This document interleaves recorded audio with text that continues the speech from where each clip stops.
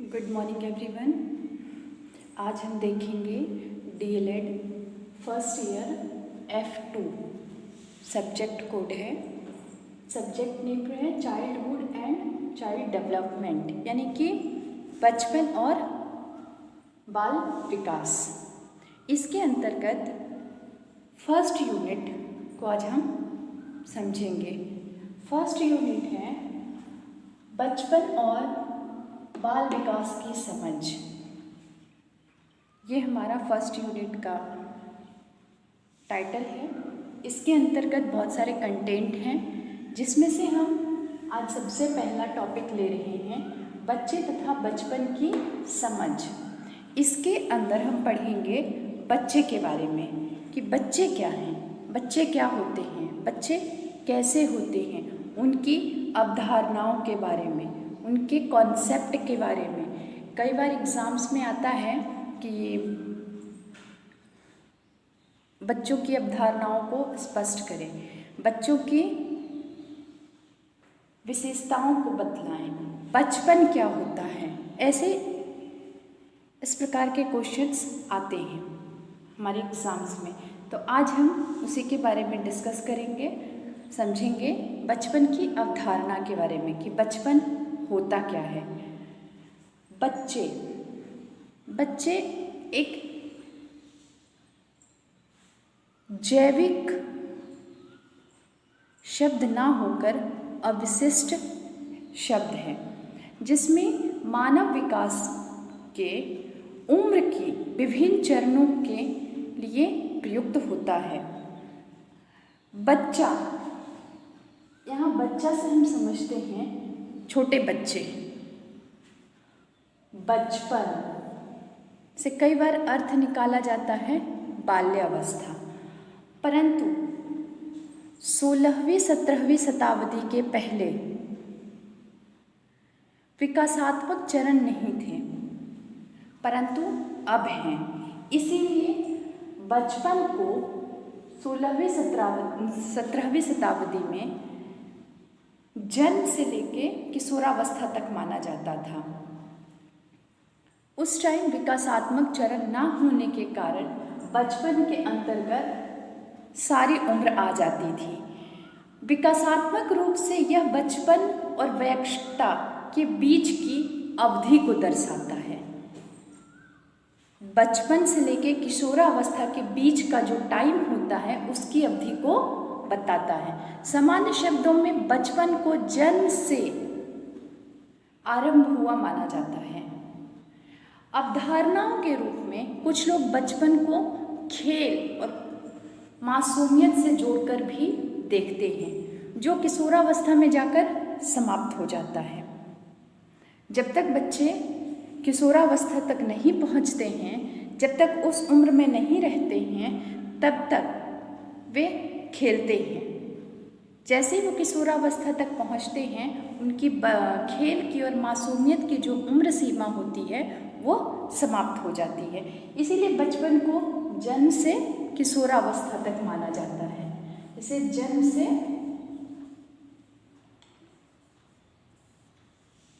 किशोरावस्था तक माना जाता था।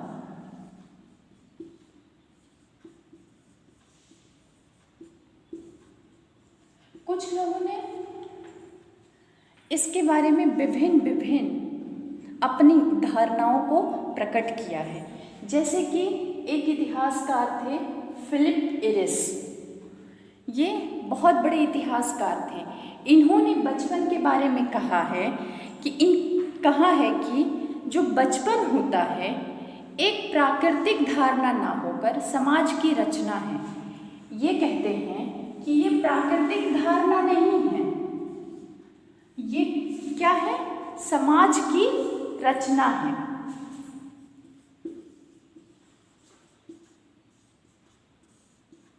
नहीं है, समाज की रचना है।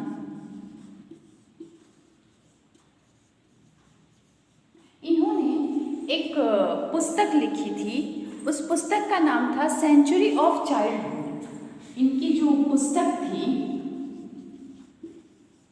उसी में इन्होंने इसके बारे में बताया था। इनके का नाम था सेंचुरी ऑफ चाइल्डहुड। इसी पुस्तक में इन्होंने बचपन के बारे में लिखा था कि यह प्राकृतिक धारणा नहीं है, यह एक सामाजिक रचना है। इन्होंने यह भी पाया था अपने शोध के द्वारा 17वीं शताब्दी से पहले बच्चों का जो प्रतिनिधित्व था अल्पवयस्कों की तरह किया जाता था। तब इतिहासकारों के द्वारा गुजरे जमाने के बचपन पर काफ़ी शोध किया गया। जब इन्होंने कहा कि बच्चे का प्रतिनिधित्व अल्पवयस्कों की तरह किया जाता था, कब? 17वीं शताब्दी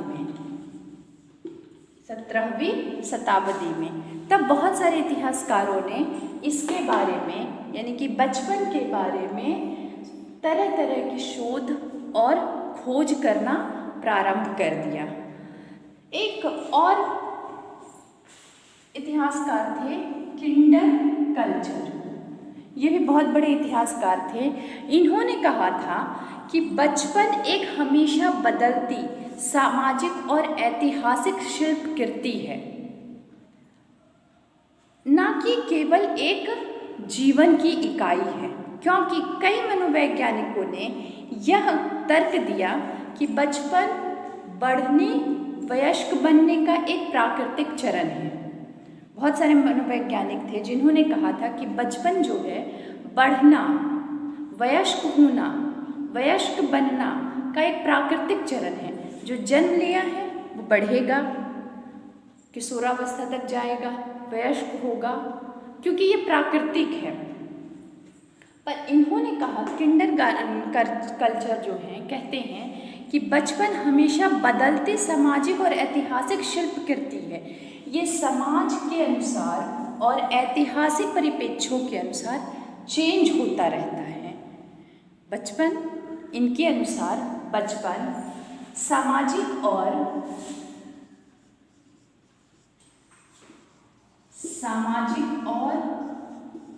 ऐतिहासिक परिप्रेक्ष्यों के अनुसार चेंज होता है। परिप्रेक्ष्यों के अनुसार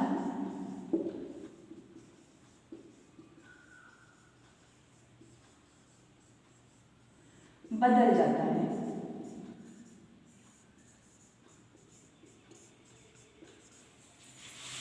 ये इनका मानना था। बट समय के अनुसार जैसे जैसे समय बीतता गया, एक दूसरे को समझते गए, नई नई परिभाषाएं आती गई, नया नया शोध होता गया, उसके अनुसार अलग अलग मनोवैज्ञानिकों ने अलग अलग अपनी धारणाओं को प्रकट किया। कई देशों में बालिग होने की एक उम्र सीमा होती है। वयस्क होने की, कानूनन तौर पे वयस्क होने की एक उम्र सीमा होती है, जिसे समाप्त होने के बाद व्यक्ति कानूनी तौर पर वयस्क हो जाता है। जैसे कि जब तक आप बालिग नहीं होंगे आप वोट नहीं कर सकते हैं, जब तक आप बालिग नहीं होंगे अपनी इच्छा के अनुसार कोई कार्य नहीं कर सकते, आपको अपने पेरेंट्स के अनुसार करना पड़ेगा। जैसे ही आप बालिग हो जाते हो आपको आपकी लाइफ के लिए लेने की सारे छूट मिल जाती है। नॉर्मली साधारण तौर पे ये देखा जाता है। हर देशों में नहीं होता है, कुछ देशों में ऐसा होता है। कई देशों में 13 से 21 वर्ष तक यह उम्र रखी गई है, 13 to 21, जिसमें आप बालिग हो जाते हो। बहुत से देशों में ये उम्र सीमा रखी गई है, परंतु हमारे इंडिया में, हमारे भारत में इसकी ये है 18 वर्ष, 18 ईयर्स। नॉर्मली तौर पे ज़्यादातर जगहों पे इसी उम्र को बालिग होना माना जाता है, पर कहीं कहीं 13 to 21 के बीच में रहता है। बचपन के बारे में समझ लिया, बच्चे क्या होते हैं, बच्चे की अवधारणाओं के बारे में समझ लिया कि 16वीं 17वीं के बाद बचपन की जो अवधारणाएं थी वो स्पष्ट तौर पे हमारे सामने आई। पहले उसकी कोई स्पष्टता नहीं थी, उसे मानव विकास के उम्र के विभिन्न चरणों के लिए प्रयुक्त हो सकता है।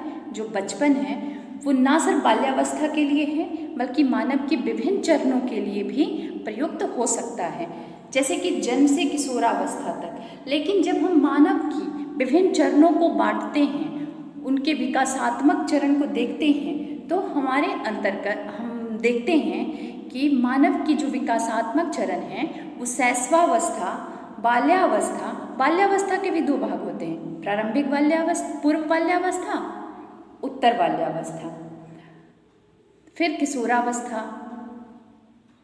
आता है।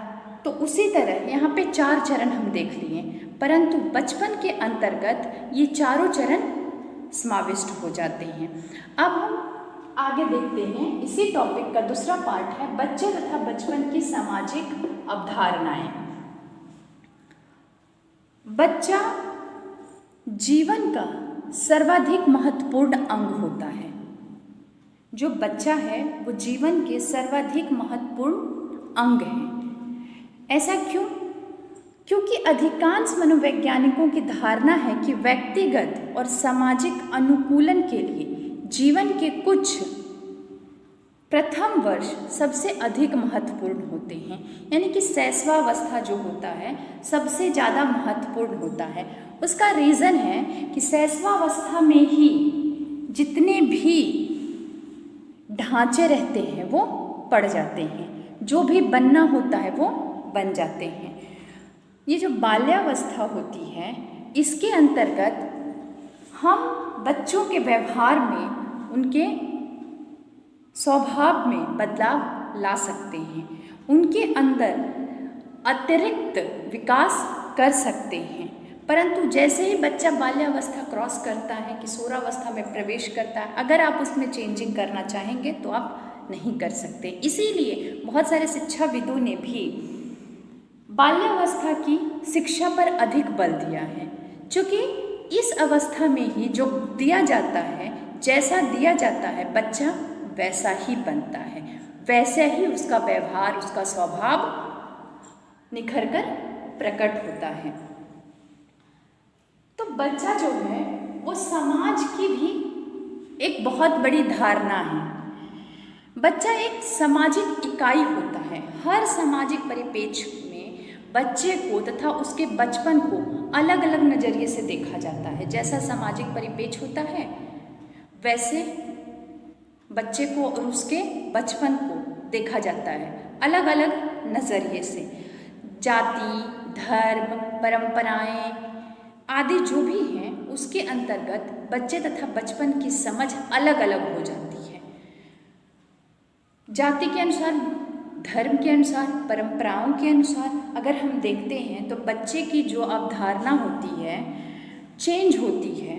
बच्चे की जो व्यवहार होता है, उनका स्वभाव होता है, वो बदलता रहता है। यही सारी बातें बच्चे व बचपन को देखने के हमारे नज़रिए को भी प्रभावित करती है। जैसा उनका व्यवहार होता है, उनके व्यवहार के अनुसार हमारा नज़रिया भी चेंज होता रहता है। जिस परिवार में जैसी शिक्षा दी जाती है बच्चे को वैसा ही गुण प्राप्त होता है या अवगुण, जो भी उसे उसके समाज से मिल रहा है उसे वैसा ही गुण या अवगुण प्राप्त होता है। बच्चों की सामाजिक अवधारणाओं में बहुत सारे तत्व हैं जो समाहित होते हैं। जैसे हम देखते हैं सबसे पहला होता है संपूर्ण सुविधा। अब सुविधा से यहाँ देखते हैं कि जो सुविधा होती है यह एक ऐसी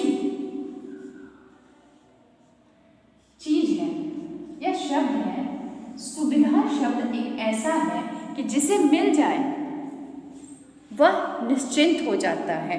अगर हमें घर में बैठे बिठाए खाने को मिल जाए तो हम कमाएंगे ही नहीं, क्योंकि हमारे पास सारी सुख सुविधाएं हैं तो हमें कमाने की ज़रूरत ही नहीं है।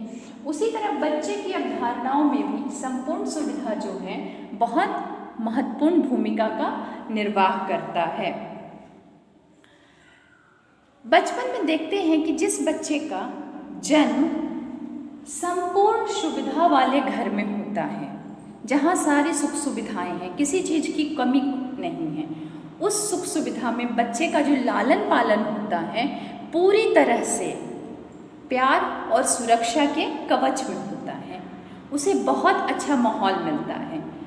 बच्चे को शुरू से ही ऊंच नीच संस्कार एवं सामाजिक संबंधों को सिखाया जाता है।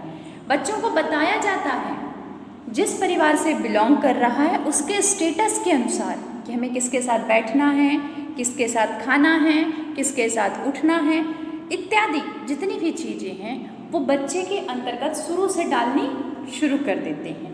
तो ये जिसके अंतर्गत है, संपूर्ण सुख सुविधा में जो बच्चा पला बढ़ा है वो अपने से नीचे लोगों के साथ रिलेशन रखना पसंद नहीं करता है। वो सोचेगा कि हम अपने स्टेटस के लोगों के साथ रहें। यही हम देखते हैं सुविधा विहीन, जो बच्चा सुविधा विहीन माहौल में पलता बढ़ता है। ये तो हो गया सुविधा। अब यहाँ देखते हैं सुविधा विहीन, जिसके पास सुविधा नहीं होती है, बिना सुविधा के। जैसे देखते हैं हम लोग कि जो लोग खेतों में काम करते हैं उनके बच्चे भी पढ़ते हैं, बढ़ते हैं, कभी कभी पढ़ लिख के हमसे भी बेटर करते हैं, पर एरर केस देखा जाता है। नॉर्मली हम देखते हैं कि जो सुख सुविधा होता है, सुविधा विहीन वाले बच्चे होते हैं, ये बिना किसी सुख सुविधाओं के पलते हैं। अगर इनके माँ बाप दोनों कमाने वाले हैं तो बच्चों को भाई बहनों के भरोसे छोड़ दिया जाता है, या तो फिर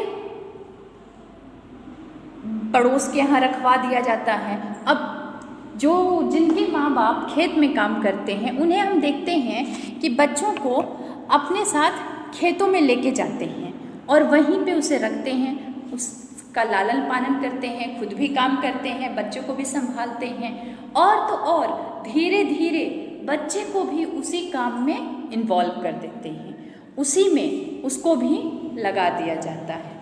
तो अब देखिए इस बच्चे में और इस बच्चे में दोनों में अंतर तो होगा ही। नॉर्मली है कि जब दोनों का लालन पालन ही अलग हो रहा है तो दोनों का जो सामाजिक धारणा होगी अलग ही होगी। एंड थर्ड पॉइंट में हम देखते हैं ग्रामीण और शहरी। ग्रामीण और शहरी जो होता है ये शब्द भी एक ऐसा शब्द है जो बच्चों की सामाजिक अवधारणाओं में बहुत ही मुख्य भूमिका निभाता है। ग्रामीण शहरी परिवेश जो है ये भी बच्चों की सामाजिक अवधारणाओं में महत्वपूर्ण भूमिकाओं का निर्वाह करता है। बच्चा ग्रामीण परिवेश में जब होता है तो उसका लालन पालन उसी माहौल में होगा, ग्रामीण क्षेत्रों के अनुसार ही होगा। लेकिन जैसे ही बच्चा शहरी क्षेत्रों में जाता है तो उसका लालन पालन शहरी क्षेत्रों के अनुसार हो जाता है। उसका उठना बैठना, बोलने का तरीका, चलने का, पढ़ने का, लिखने का, खाने का, पीने का, सब आप देखेंगे तो क्या रहेगा, चेंज रहेगा। देखिएगा एक गांव का बच्चा और एक शहर का बच्चा, दोनों में बहुत अंतर आ जाता है। तो ये सामाजिक अवधारणा का रीज़न है, ग्रामीण शहरी परिवेश। फोर्थ पॉइंट देखते हैं,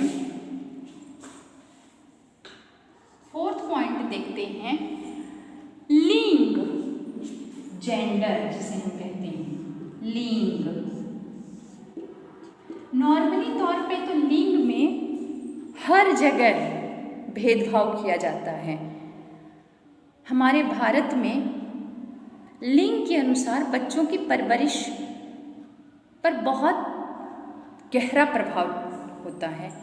अगर किसी के घर लड़के ने जन्म लिया है तो उसकी जो परवरिश होगी बहुत अच्छे से होगी, उसको पूरी सुख सुविधाएं मिल रही है, अच्छे अच्छे सारे टॉयज़ मिलेंगे, अच्छी अच्छी चीज़ें मिलेंगी, बहुत सारा लाड़ प्यार मिलेगा। लेकिन ठीक उसके अपोजिट अगर लड़की है तो उसके साथ भेदभाव किया जाता है लड़कों की अपेक्षा।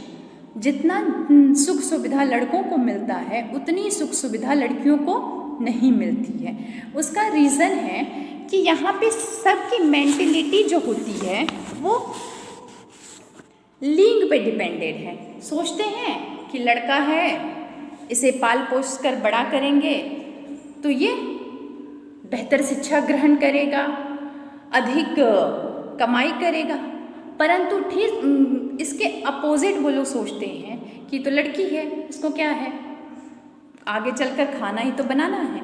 इसीलिए ना तो उसे सही शिक्षा दी जाती है, ना तो उसे सही परिवेश दिया जाता है, ना ही तो उसे किसी प्रकार का सही दिशा दी जाती है। उसे सिर्फ इतना कहा जाता है, तुम लड़की हो, तुम क्या करोगी पढ़ लिख कर, तुम्हें तो यहीं रहना है, खाना ही बनाना है, यहाँ भी बनाना है, वहाँ भी बनाना है। उनके अंदर जो गुण रहता है उसे भी दबा दिया जाता है। ये होता है लिंग का प्रभाव। बच्चों को पूर्णतः स्वतंत्रता दी जाती है लड़कों को, लेकिन वहीं बच्चियों को बांध के रखा जाता है। लिंग का भेदभाव किया जाता है। लड़कियों में समर्पण की, त्याग की एवं आत्मनिर्भरता के भाव भरे जाते हैं। तुम सिर्फ समर्पण करो, त्याग करो और कोई अधिकार नहीं है, जिन्हें नारीत्व गुण कहा जाता है और जो कई बार लिंग भेदभाव एवं रूढ़िवादियों को जन्म दे देता है।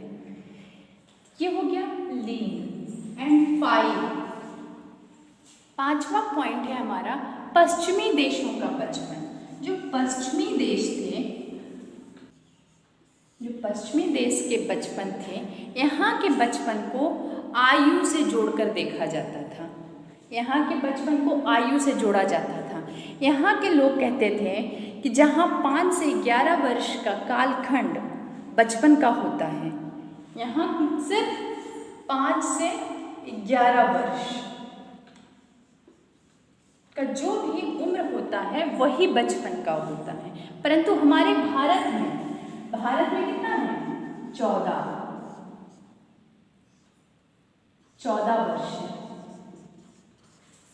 लेकिन पश्चिमी देशों में क्या है? 5 से 11 वर्ष। तो आज हमने डिस्कस किया बच्चे तथा बचपन की समझ, जिसमें हमने बच्चे की अवधारणाओं के बारे में पढ़ा और दूसरा बचपन की सामाजिक धारणा, कि बचपन की जो सामाजिक धारणा थी वो कैसी थी और क्यों थी। इन सारे पॉइंट्स के अनुसार हमने आज बचपन की सामाजिक धारणाओं को समझ लिया। Thank you.